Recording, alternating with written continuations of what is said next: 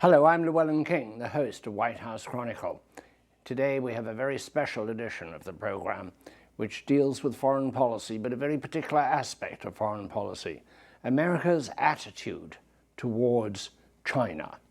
Not so much what China is doing, but what we are doing intellectually in our spiritual approach to China, whether we are building it into being something it is not, whether we're establishing in our own minds a solid path to the future, or whether we're doing something else.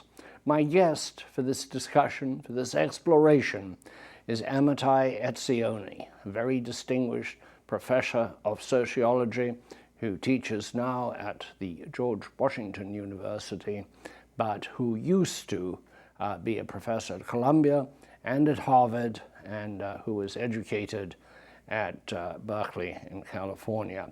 You will find him fascinating. He's one of the most intriguing and gifted men that I have had the pleasure of knowing in my life. After the announcements and after a message from our sponsor, the Exelon Company of Chicago, you will meet this great man, Amitai Etzioni.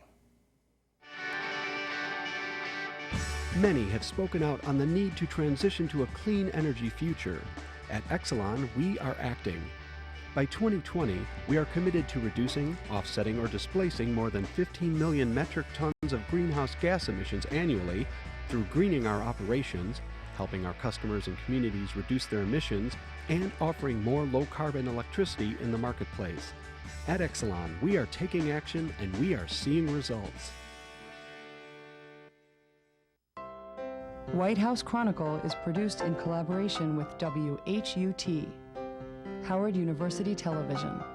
And now, the program host, nationally syndicated columnist Llewellyn King, and co-host Linda Gasparello.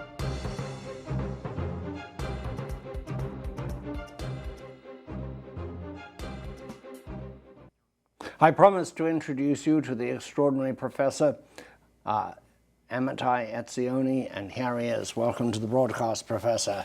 And in the way of television, I will call you by your first name. Even if you are a distinguished professor, television cuts people down awfully to size, or to level up. You're concerned with the way, you're a sociologist, and you're concerned with the way we build up attitudes, and you're concerned about China. Is that correct?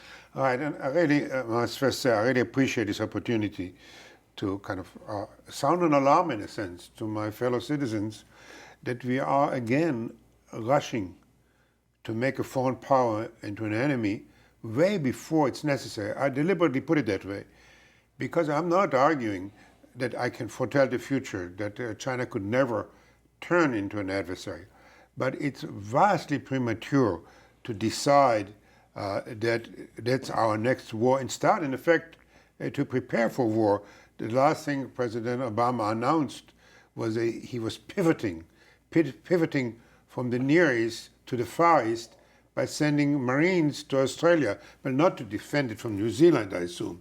It's obviously a movement in China. He didn't send a Peace Corps, he didn't send traders, he didn't send solar energy specialists, but a military move which therefore clearly signals a much larger direction. Now, the reason as a sociologist I'm particularly concerned about that, because first of all, to be fair and frank about it, all societies have a tendency to look for adversaries, if not enemies.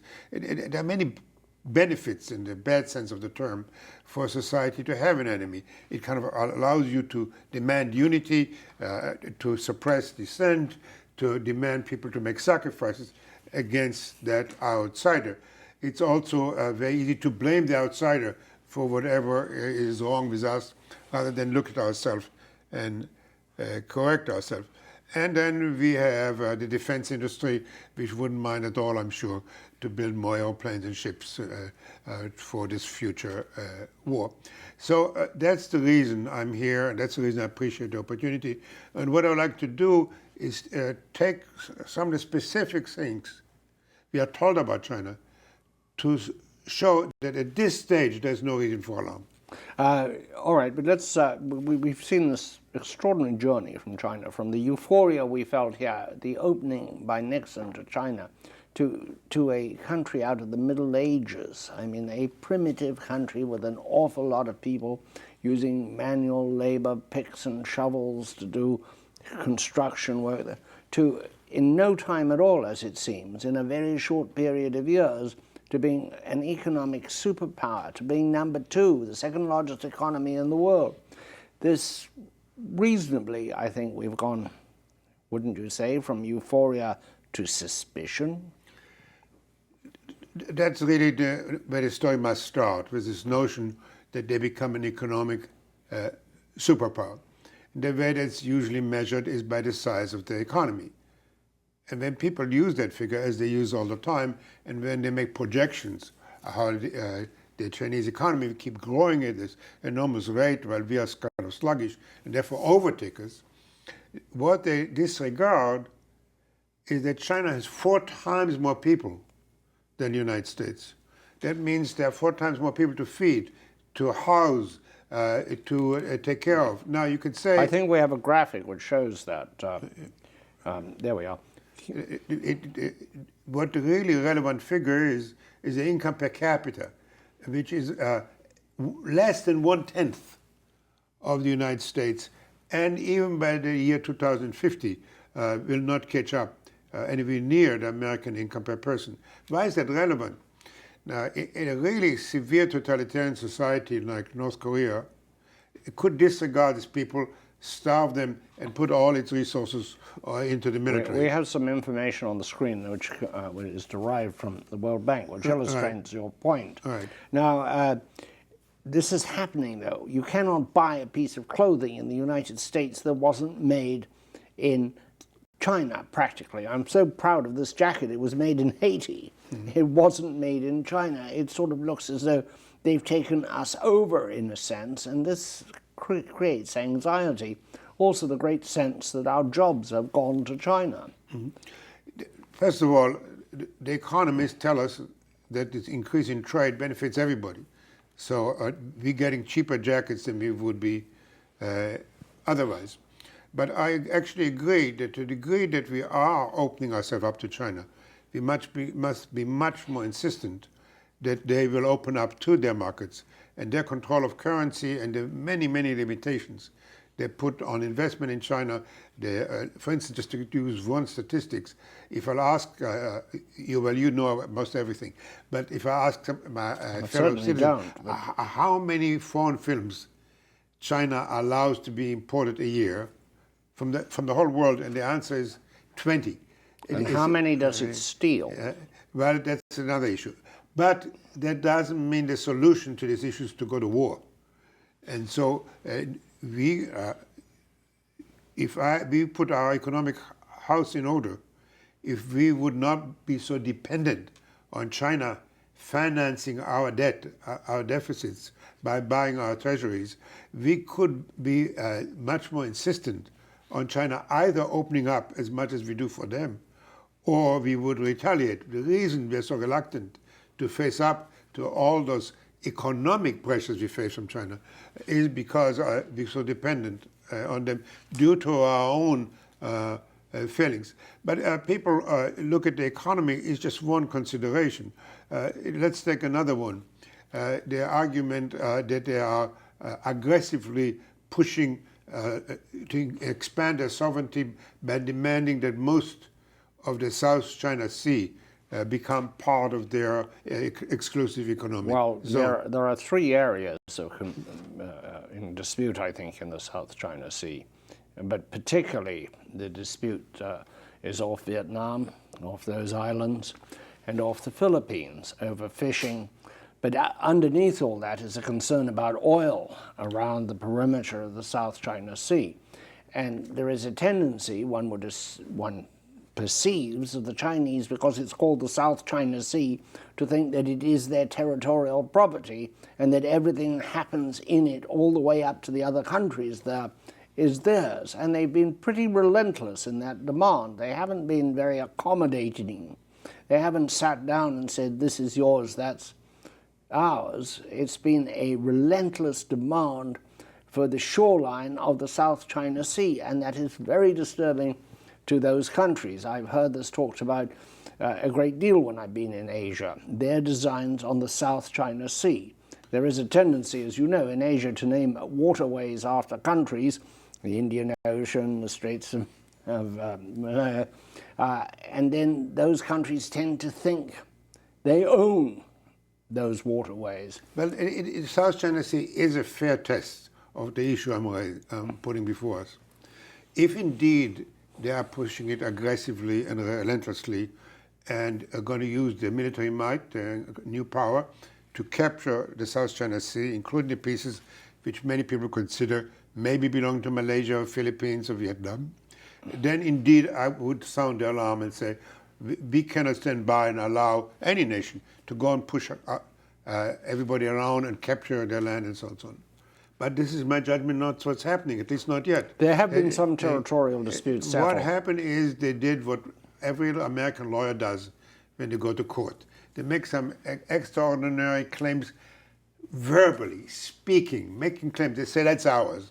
And now let's start the negotiation. And if you put the other piece of data I brought with me, it shows by one of our most distinguished legal scholars, Jerome Cohen at the NYU Law School, that when you examine the many, many territorial disputes China had with its neighbors, without exception, they settled them not by fighting, but by peaceful resolution. We have a graphic up. It's a little bit out of date, but it shows 17 of 23 territorial disputes settled. However, settled in a particular way, where China was quite willing to concede more than it took. Anyhow, they were all settled peacefully. Now, there were some incidents, but some fishing clashes and so on. Just recently, just to illustrate my point, when the Philippines and China got into a hustle, China delayed the importation of their bananas. Now, that's a long way from a shooting war. So what is happening here is I think we need to keep our cool when we start framing these differences which exist. Let me just give a quick illustration. Russia and Canada claim suddenly that they own a huge territory around the North Pole. Nobody's making a fuss about that. Countries taking claims all the time as a beginning of a negotiation, not as a step to war. Well, sometimes as a step to war, and it's always islands. Islands are a source of a lot of stress, whether it's the Spratly Islands off Vietnam, claimed by China and Vietnam, or the Beagle Islands, claimed by Argentina and Chile, or islands off Japan, claimed by Russia and Japan, or what did lead to war, the Falkland Islands, nominally owned by Britain and claimed by Argentina because of their proximity to the Argentine mainland. Islands are a special problem, but they are a way, and how do we know the Chinese are not doing this, of riling up the people to discourage them looking at their domestic situation. Oh, those wicked people are taking our islands, and they always have in China. The Taiwan situation, to again build up a sense of false patriotism and therefore to deflect public attention from the failings of governance at home. You're not acting as a lawyer for all these people who are arguing. No, I'm simply trying to get some answers. You're getting my juicy flow. Well, I like to suggest exactly what you're saying. Let's make that our litmus test. If they are going to do what happened in the Falklands, if they are going to go to war over those islands, we will respond, though at the moment their military power is extremely weak, and I'll come back to this in a moment, to their military side.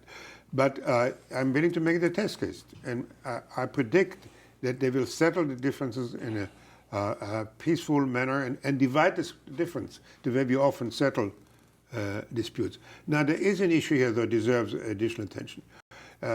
China is very